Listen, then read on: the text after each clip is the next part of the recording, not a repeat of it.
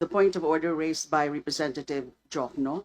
Indeed, it's very clear in the Constitution and even in the rules that there has to be disclosure of any possible conflict of interest, any interest in business interest, financial interest of any member of this committee. But I am raising a more fundamental question, if I may, because this is also something like, it's a prejudicial question actually. Thank you very much, Mr. Chair, my dear colleagues. During the plenary session last August 20, Resolution number 145, which authorized the three committees, namely the Committees on Public Accounts, Good Government and Public Accountability, and Public Works and Highways, to conduct a joint inquiry into infrastructure projects, particularly flood control projects, was adopted over this representation's objection.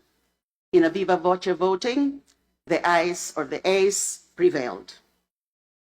This representation now reiterates for the record your opposition to the instant proceedings. In plain terms, I object to the House itself investigating this very significant, even very sensitive matter.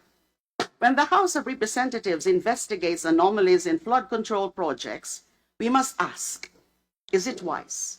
Is it prudent? Is it proper for this chamber to investigate itself when there are already reports that some members here may be involved in these very projects, just mentioned by Representative Jokno, citing Senator Ping Lacson? I have raised this before, and I repeat it today.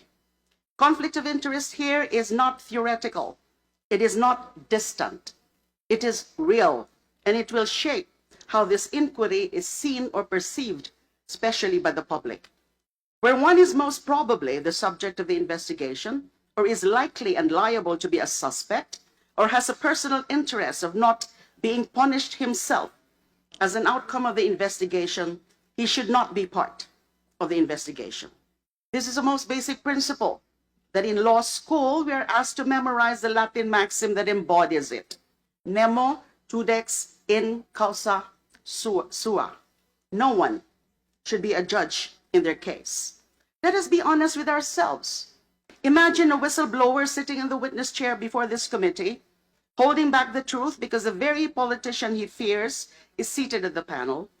Imagine contractors trimming their testimony, careful not to offend a powerful member whose signature they need for the next project.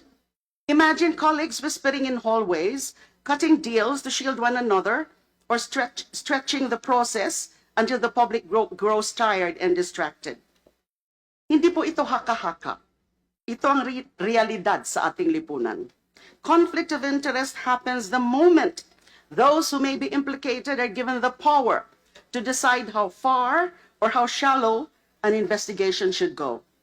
Even our Supreme Court has been clear. Lawyers here would know the legal principle. Due process and justice requires impartiality. Jurisprudence abounds on this legal principle. I do not have to mention those cases. But in one case, Mateo versus Villaluz, GR number L-15824, promulgated May 30, 1961, the Supreme Court reminded us that due process demands a, quote, hearing before an impartial and disinterested tribunal, end of quote. And the